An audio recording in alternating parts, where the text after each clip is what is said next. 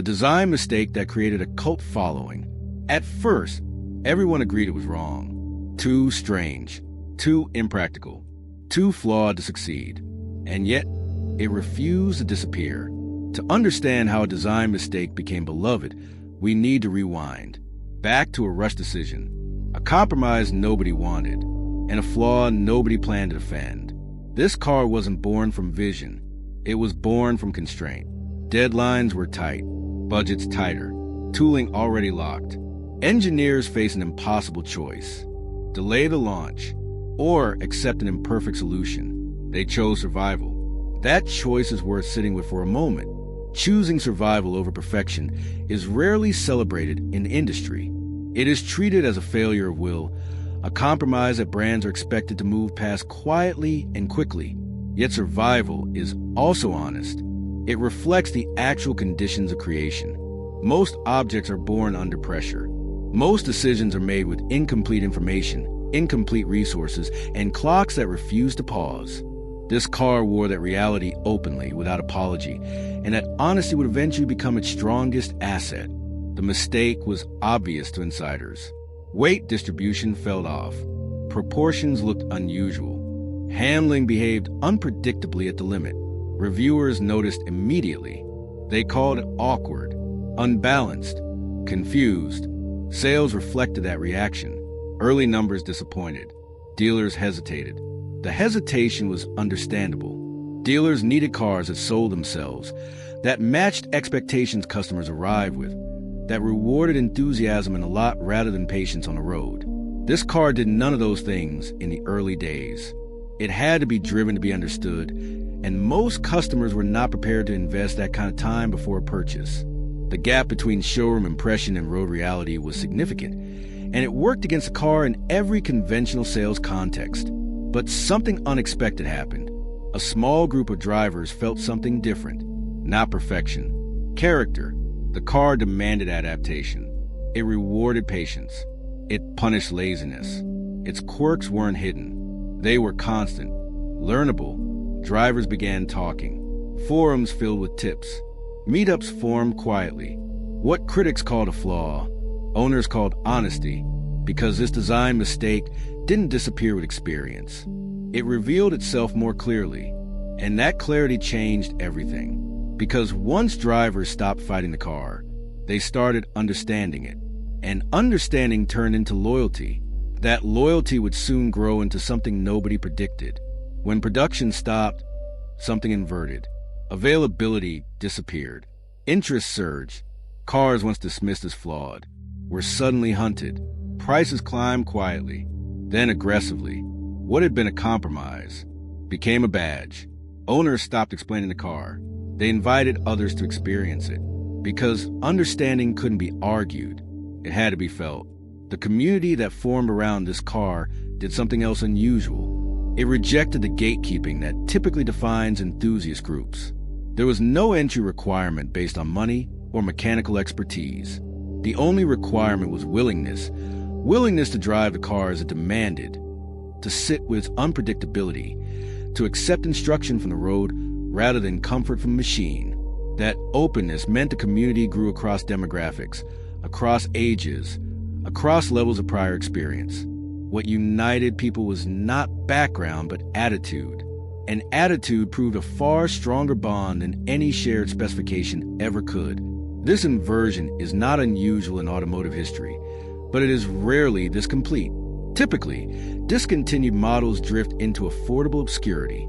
They are purchased by those priced out of newer alternatives. They are driven until they fail and then recycled. This car followed a different path because the community around it was not defined by affordability. It was defined by shared knowledge. The car had created a language that only certain people could speak, and speaking it gave those people something rarer than performance: identity. Online spaces grew ritualistic. Initiation stories repeated, mistakes retold with pride.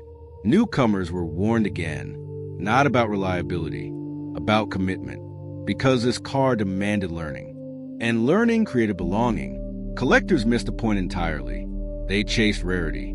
Owners chased experience. The car wasn't preserved. It was driven, hard, where it became proof. Scratches told stories. Mechanical scars carried honor. This distinction between collectors and owners reveals something important about how meaning attaches to objects. Collectors preserve. Owners participate. A collected car is frozen. Its value maintained by distance from use, by the absence of consequence. An owned car accumulates meaning through exactly the opposite process. Every scratch represents a decision made. Every repair represents commitment renewed. The community around this car understood intuitively that its value was experiential, not archival, and they treated it accordingly. There was also something quietly radical about the maintenance culture that developed. Owners shared repair knowledge openly. Hard-won solutions to the car's specific failure patterns circulated freely across forums and meetups. Problems that would have defeated isolated owners became solvable puzzles when the community pooled its experience. Knowledge became currency. Generosity became reputation. A culture of mutual support grew directly from the car's demand for consistent attention. The flaw hadn't just created loyalty. It had created infrastructure. Manufacturers studied the phenomenon too late. They tried to replicate it deliberately. Engineered imperfection. Scripted character. It never worked. Because this mistake was authentic. Unplanned. Unrepeatable. It existed because circumstances collided. Deadlines. Fear. Necessity. That collision created something rare. A machine with no marketing narrative. Only lived reality. The cult didn't form around success. It formed around struggle. And struggle, shared, binds people stronger than perfection ever could. The attempt to engineer authenticity is a recurring failure in product development. Once consumers understand that a flaw is intentional, they stop trusting it. The asymmetry of information collapses. When everyone knows that the imperfection was designed to feel genuine, the imperfection reveals only calculation, not character. This car escaped that trap entirely because no one had calculated anything. The flaw arrived uninvited and stayed because removal would have required more resources than the team possessed. Accident became integrity by default. That default proved impossible to replicate. The design mistake had done something no strategy could. It created meaning, and meaning refuses to disappear. Over time, the industry finally understood the lesson. Perfection doesn't create loyalty. Participation does. That design mistake forced drivers to engage, to learn, to adapt, and in doing so, it gave them ownership beyond purchase. The car didn't try to please everyone. It asked to be understood, and those who accepted never forgot it. Ownership beyond purchase is a concept that most industries chase and few achieve. A product that creates this kind of relationship has moved past the transaction entirely. It has become part of someone's self-concept, woven into stories they tell about themselves and the years they remember. This car achieved that because it asked something in return. Most products ask nothing of their owners beyond payment. This one asked attention, patience, and a willingness to be changed by the experience. Those who paid that additional price felt the investment in every drive. The asking itself was transformative. Being asked to rise to a standard, even an imperfect one, especially an imperfect one, gives a relationship between person and object a direction. There is a destination involved, a version of yourself you are working toward. Most consumer products eliminate that direction entirely. They close the gap between desire and satisfaction instantly, leaving nothing to strive toward. This car kept the gap open deliberately, not through calculation but through incapacity. And that open gap became the space where meaning lived. Today, its influence appears quietly, in cars that value feedback over filters, in machines that reward skill instead of hiding consequences. But none have replicated it fully, because authenticity can't be engineered retroactively. That mistake belonged to a moment, a collision of pressure and compromise, a flaw that survived because it mattered. It proved something enduring, that humans bond more deeply with what challenges them than with what flatters them. The cult following was never about nostalgia.